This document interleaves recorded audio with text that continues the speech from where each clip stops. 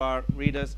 Our next neologism, acroneologism, is MENA, Middle East Nervous Anxiety, which we mentioned earlier on. This is the second iteration, the second airing of this newly discovered and newly offered acroneologism. Where are we now? Is it near, middle, or far? Why does it unnerve the West? Why is it sometimes referred to as, quote, the region, unquote, for lack of a better name? What are its borders and coordinates exactly? Does it have a center, centers? Has fuzziness about its borders brought on confusion about what it actually is? Are we still so disorientated? I know, terrible pun, terrible pun. You should be thankful that I've saved you from all of those exhibition titles that we're all very well aware of. In Doha, the session included Elif Batuman, Ala Younes, and Koyo Koyo. And I'm sure the spirit of that session will be channeled in this session today. The channeling will be done through Mr. Oscar Goriola Rivera, the dandy Colombian who lives in London, who, before he tells us himself, is a great dancer. Beat you to it. Oscar's a writer, a philosopher, a dancer. He put it in his bio. You did. An art critic. He was the author of the really wonderful book, What If Latin America Ruled the World, which came out, and We All Dance Better. And his forthcoming book is called Story of a Death Foretold. Oscar's guests today are Slavs and Tatars. They go by this mysterious collective name, and yet this gentleman is sitting here, and I'm sure everyone in the audience knows who he is, but we shall not mention his name, Slavs and Tatars. And we have Uzma Rizvi next to Slavs and Tatars, who's Assistant Professor of Anthropology and Urban Studies at the Pratt Institute of Art and Design, Brooklyn, New York.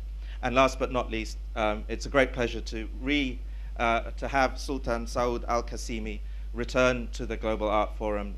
He was a stellar component of Global Art Forum 6 last year, the medium of media. So it's really wonderful to have him back. A multi-talented,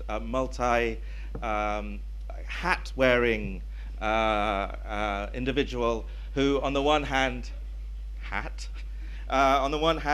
is, I think, one of the most important and well-known commentators, one of the world's greatest retweeters ever known to Twitter, but also, importantly, is the founder of the Barjeel Art Foundation, which features his private collection of contemporary Arab artwork in curated public exhibitions. So will you please join me in welcoming our esteemed panel, Middle East Nervous Anxiety.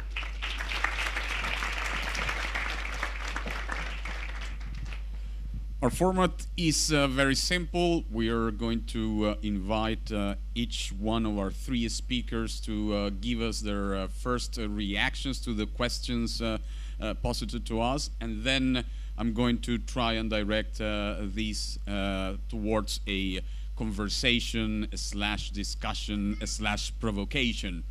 We are going to begin with Sultan and then Payem, and then we're going to finish with the last and best word.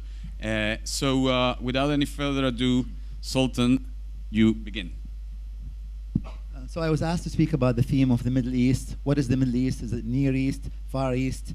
What I think is that there is no clear-cut definition. The Middle East means different things for different people.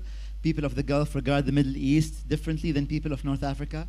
I was at a forum 10 years ago with this world leader, and this guy from the Gulf got up and said, please don't lump us in together with people in North Africa. We are in the Gulf. For us, the Middle East begins and ends oh, this is a bit too early to show this, but there you go. We regard the Middle East to start from the Gulf and ends in Egypt. That's our definition of Middle East.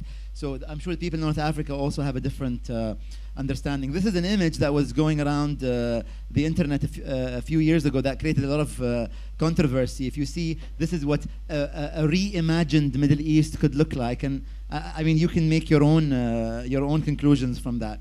I was in Rome a few months ago at NATO, and I was told that they were strictly forbidden from using the term Greater Middle East. Guess why?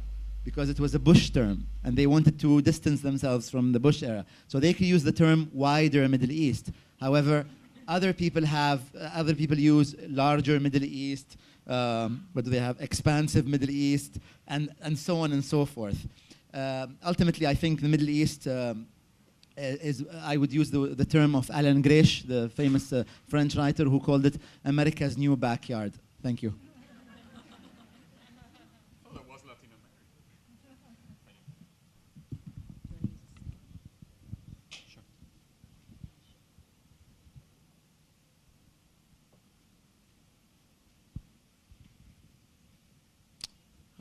So I wanted to focus on an area of our geographical remit, which is between, we describe it as between the former Berlin Wall and the Great Wall of China. And this remit for today's focus is Central Asia. You can scroll, please. Next slide. Central Asia is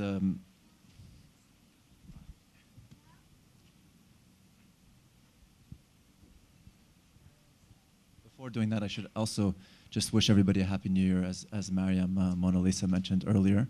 It's also an interesting way to describe or to define the region is through its rituals or through its folklore and not through geopolitical boundaries. Nowruz, as you know, is not just Iranians who celebrate, but also Turks, Kurds, Azeris, Uzbeks, Tajiks, and Pakistanis, and many more nationalities.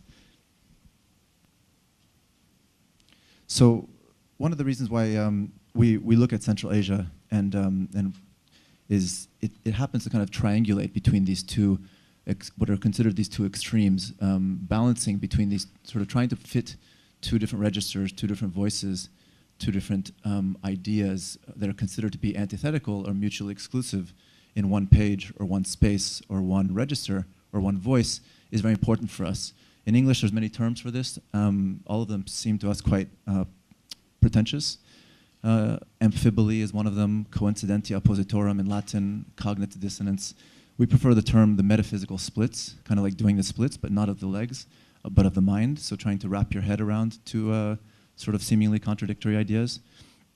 And Central Asia is a great case study of this in the sense that I can tell you a story, actually. Bukharans take pride in recounting the story of when the Afghan Mujahideen took Soviet soldiers as prisoners during the Soviet invasion of Afghanistan in 1979.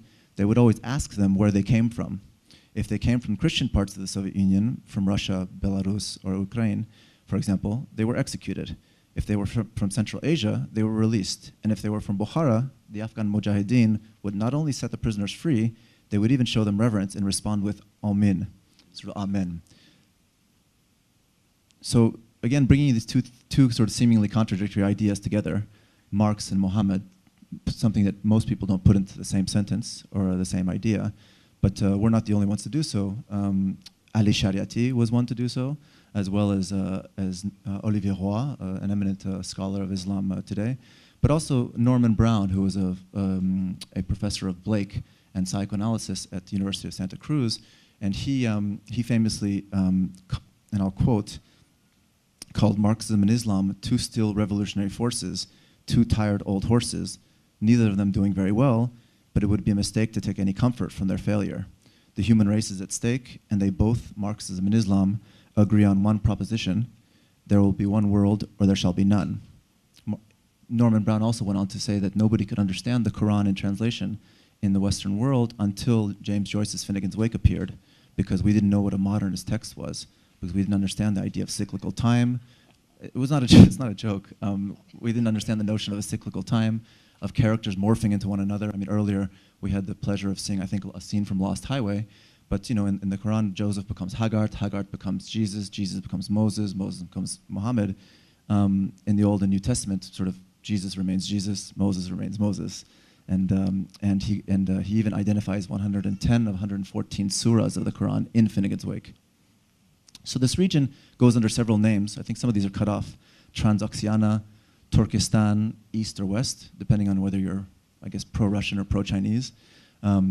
Khorasan, Mawara al-Nahr, meaning the country beyond the river, or Central Asia.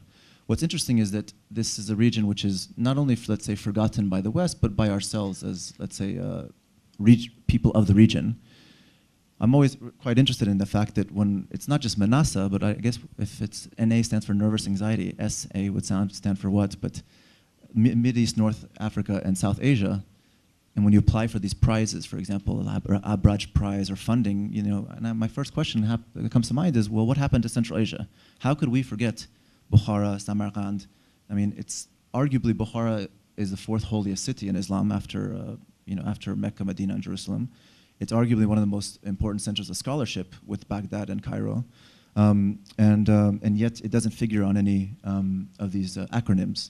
And in fact, to respond to Mariam's presentation, acronyms are equally a Soviet tradition as they are American. So I think it's a Cold War practice. So of course, Bukhara is and Khwarezm and Samarkand are the regions where, of course, astronomy with Al-Biruni, algebra, as well as Ibn Sina was happening. And what's interesting about the Central Asia is it's the demodernization of Islam in Central Asia. It's a fact that that Islam was outlawed, that it was allowed to maintain its progressive potential. It was through its oral character was maintained, in fact, because it was outlawed. Whether it was a syncretism of Central Asia's approach to Islam, or which sees shrines to many saints. In fact, there's a legend that says that Bukhara is one of the only places in the world where it's not heaven's light which shines and lights up the city, but it's actually Bukhara's light which shines up the heavens. Thank you.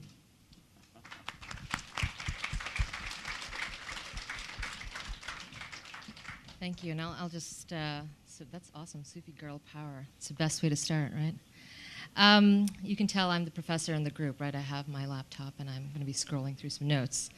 My starting point is the idea of the body as being disorienting. In traversing a topography of anxiety, the uncertainty of passing is crucial.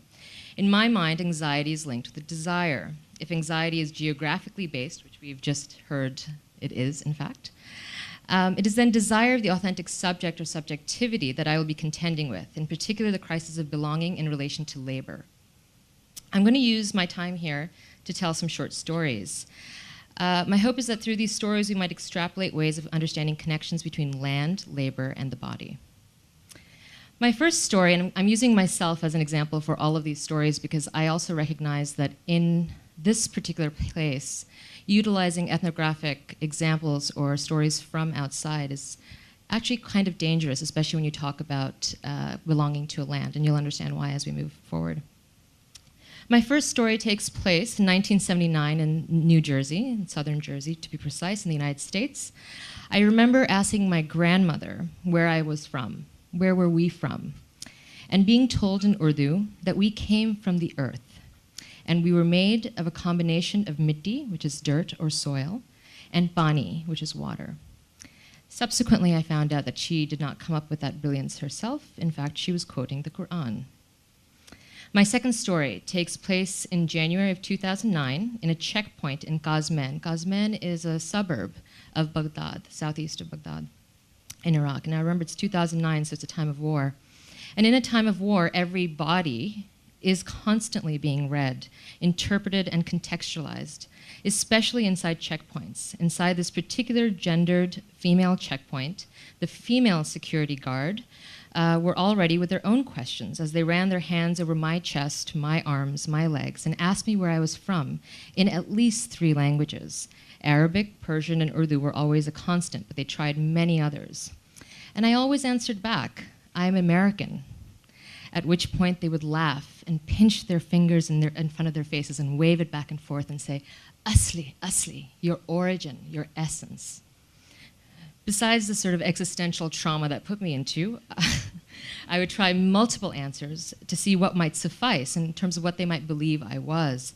And the one answer that always got me through a checkpoint was, I'm an archaeologist. In January of this year, I went to visit the site of Tel Abrak, an archaeological site in the Emirate of Sharjah. The earth was being excavated by men wearing shalwar kameez and speaking in Urdu. As I walked through the site with my driver, they stopped their work to watch a woman wearing a shalwar kameez walk onto the site and discuss its antiquity with the project and field directors. I could hear them talking amongst themselves about who I was. My driver, who was born on this land when it was still part of the Trucial States but holds a passport of Bangladesh, began to explain to them what I was doing. She's looking for people like us from a long time ago. And in the ensuing conversation, my research agenda of locating Harappan sites in the United Arab Emirates unfolded in the vernacular. Later, I asked the driver about the conversation, and he said they all thought it would be amazing if you, an archaeologist, could show the people of the world that people from South Asia had been here for 5,000 years. I pointed out that culture changes, and we cannot make a direct link between what may have happened 5,000 years ago and what is happening today. Yes, he said with a smile, but it would be great to know that we may have built that culture change on this land. Thank you.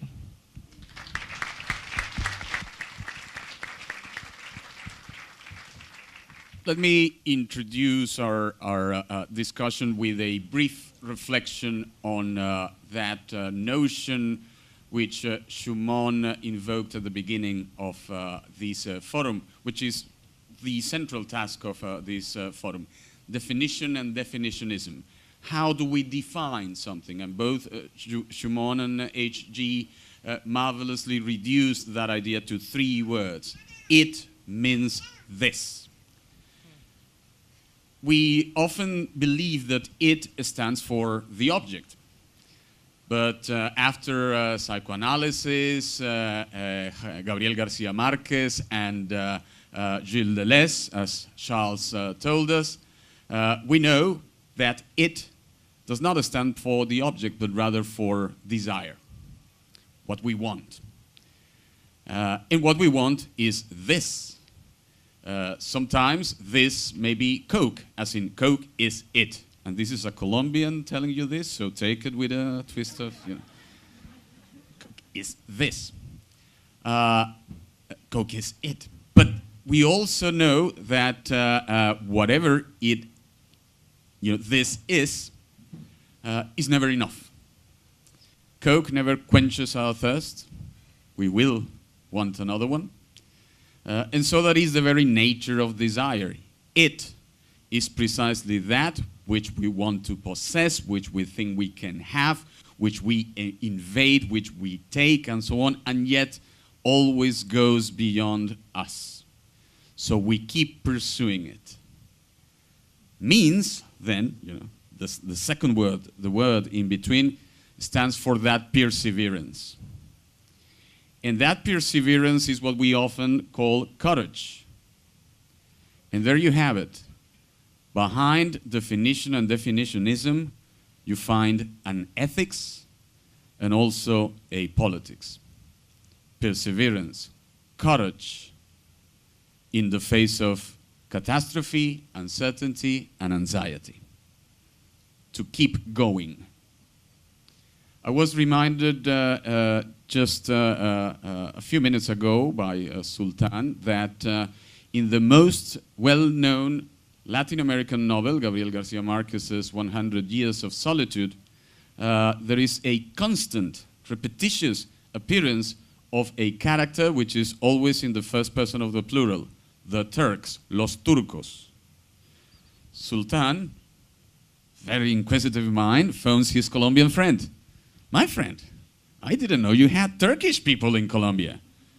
And the Colombian friend replies, no, the Turcos are not the Turkish, it's you guys. The Syrians, the Lebanese, the Saudis, and that connection, which is in our childhood memory, most of my friends were Syrians and Lebanese, all of them were Muslim. The first political image that I learned to recognize was not Ernesto Che Guevara or Fidel Castro, it was Yasser Arafat. Because they had it in all, this picture of this guy in all of their houses. Who's that guy? Yasser Arafat. Another bearded guy. We have bearded guys too. It also goes back, it harks back to our common and hidden stories from the time of colonialism, 16th and 17th century. You mentioned a few important, perhaps holy sites, but Payam would also include, because we were talking about this before, Cordoba. I was in Beirut last year for the Hay Literary Festival there, and in one of the walls inside the refugee camp of Shatila, I saw this wonderful graffiti, "Return to Al-Andalus." And that reminded me that for us, Latin Americans, particularly those of us who grew up in the northern coast, in the Caribbean, from Brazil all the way to Panama, including the Caribbean islands, the Middle East is neither a region nor the cause of anxiety.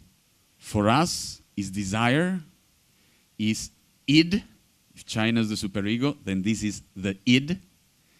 And therefore, it is what we always want to go back to. But not as a figure of the past, rather as an image of the future. You know very well, because you have read my book, and if you haven't, shame on you, that Latin America is now, at this point, the land of hope. I mean, go anywhere in Latin America. You go to Brazil, to Argentina, to Bolivia, anywhere. And we're the happiest, the most hopeful. Crisis? What are you talking about? We're having fun here. The economy is growing, and for the first time, the Americans are kind of busy elsewhere. So, yeah, no longer the back.